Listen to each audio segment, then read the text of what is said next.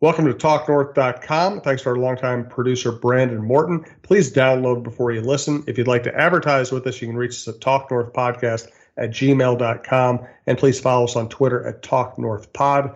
Two promo codes to be aware of. Bitesquad.com. Use the promo code TalkNorth to get your first delivery free. And go to SodaStick.com, the great local apparel company. Use the promo code YouBetcha to get free shipping on any sized order.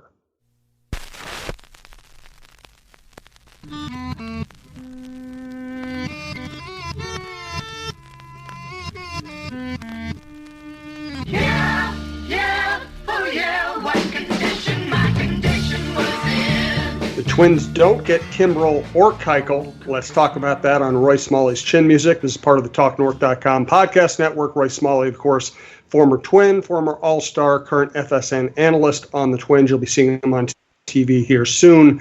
Great time for him to jump on the broadcast.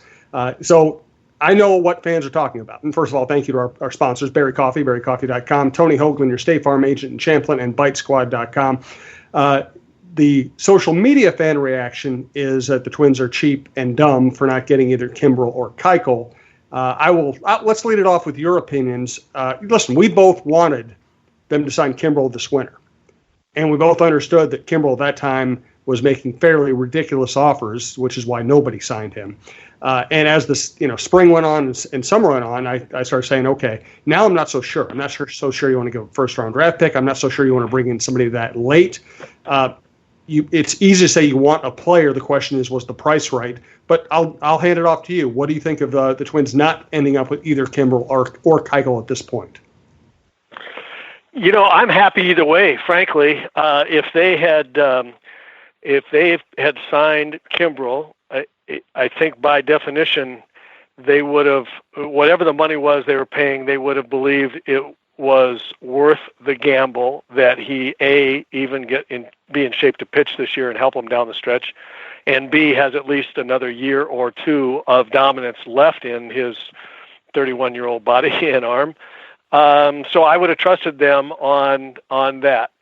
When I saw the numbers that the Cubs gave up, and by the way, I thought you wrote a terrific article in the paper today about how much money it was and what that means from the front office standpoint, what they're probably thinking. I think you're right. You look at the amount of money that it would have to be paid over 4 years for a 31-year-old guy, and you look at what the Twins have done to stock the organization through the minor leagues. They have great prospects coming up, and at some point in time, or at some level of risk, both financial and physical, with a player, you say, we're good if we're good with where we are, and if the other option then is to make a trade, and they have potentially some players in the minor league system now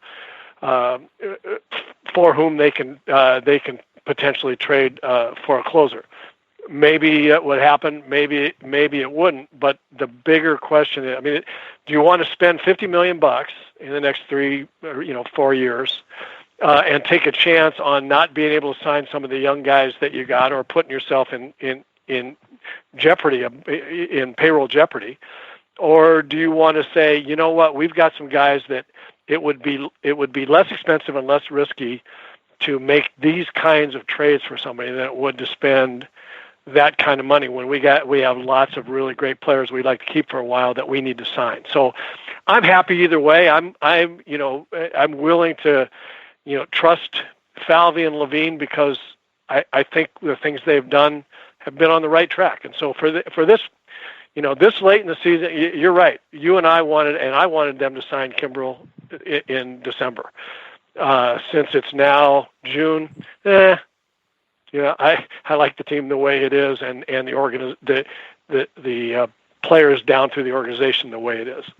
The other interesting aspect of this, Roy, is they seem to really enjoy being able to use Taylor Rogers whenever and however they want. He's not a 3-out, ninth-inning pitcher. He's a however many outs at whatever part of the game is most crucial a pitcher. Blake Parker has been used the same way.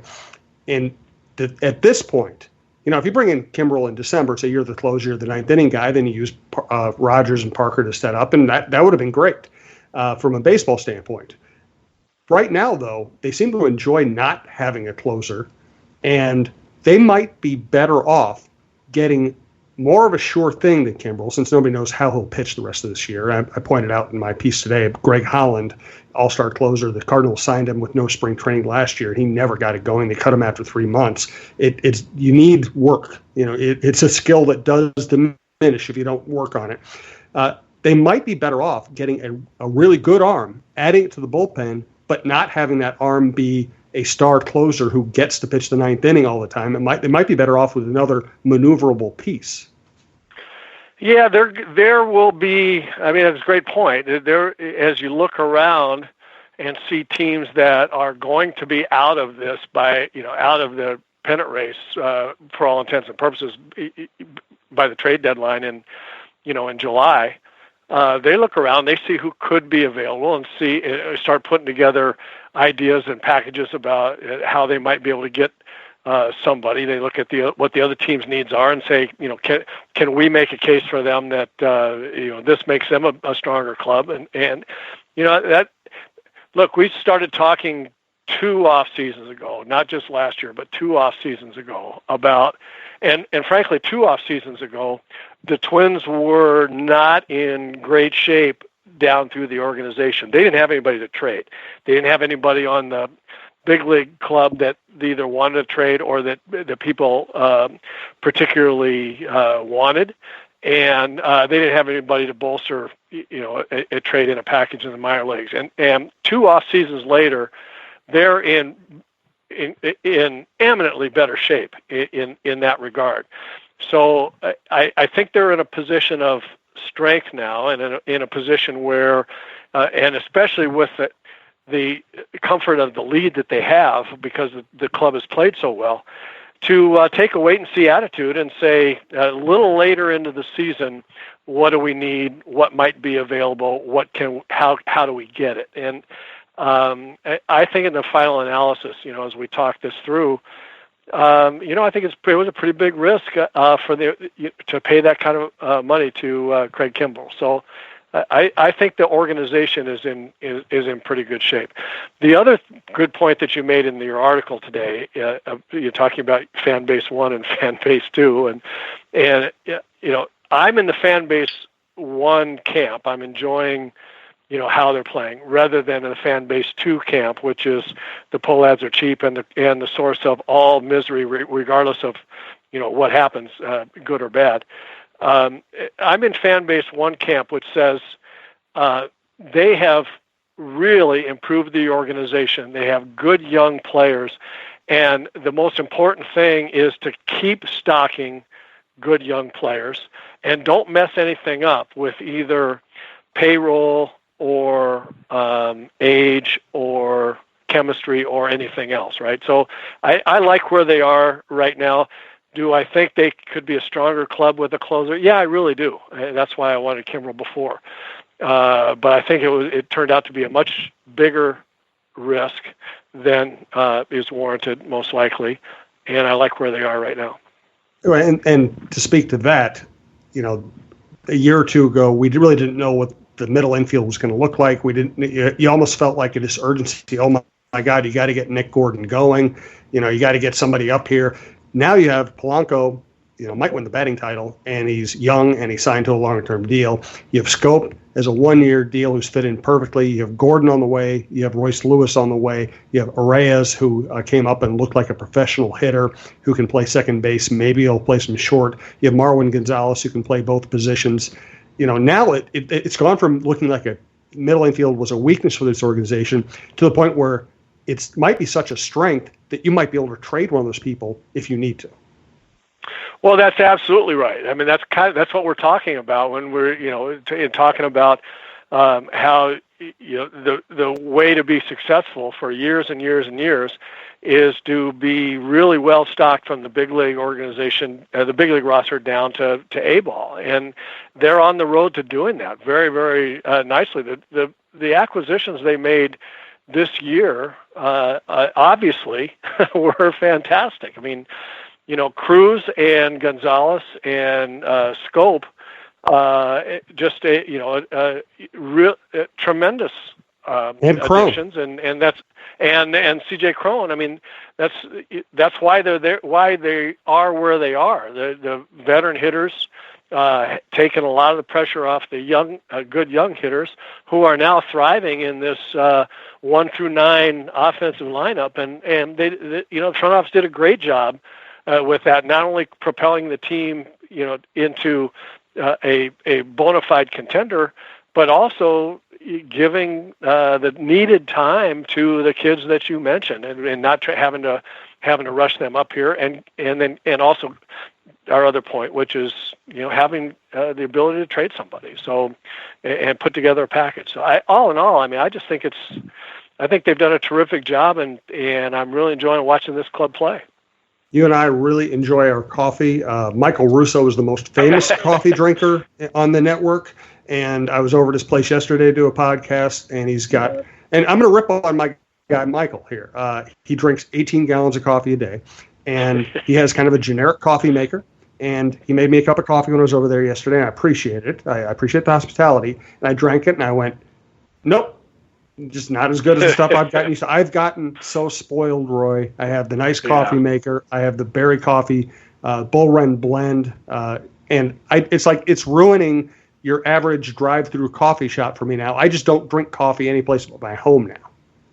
Yeah, good for you. That's the way I feel about it too. There's nothing like brewing your own cup of freshly ground beans that are freshly roasted in their own roasting plant here in town. There's nothing like that, and restaurants and restaurant patrons are finding that out too. More and more, the berry coffee blends are going into restaurants, and I think, as I mentioned last week, the fastest growing part of that is their espresso machines. And you look around, you go to good restaurants, and you see people after dinner ordering espresso, and it's a big deal, and it's as not too surprisingly, berry coffee is at the forefront of that.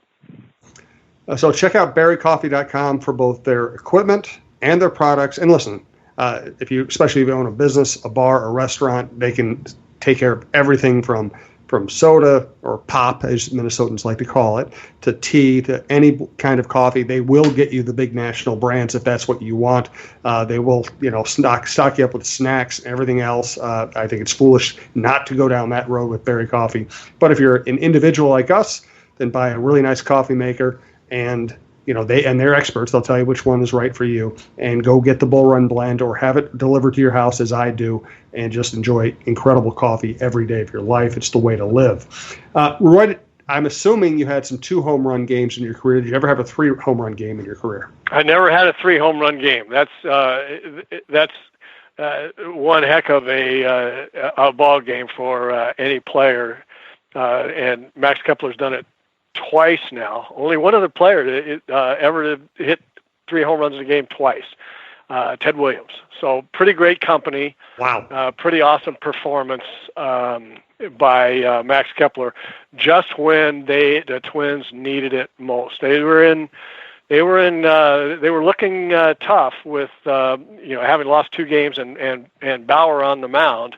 And Jose Barrios and Max Kepler almost dual-handedly won that game for the Twins. So Kepler's been a really interesting guy. He's been considered, not quite as good a prospect as Buxton, obviously, and he hasn't reached star-level status as quickly as Rosario. And even as of last year, he had a pretty mediocre year. It wasn't terrible. He had 20 home runs, but he struggled from one side. He struggled against certain pitchers, and you just felt like there was a lot more there. And now you're seeing, even after a long slump, he still has an 880 OPS, which is a huge jump from where he was last year. So take me through the mindset both of a young hitter figuring it out and a guy being able to hit 3 home runs in a game. I'm guessing something clicks in your brain during a big game like that just makes it, I don't want to say easier, but more possible. something does click in your brain. And Max was quoted in the paper today as saying, sometimes you don't see the ball very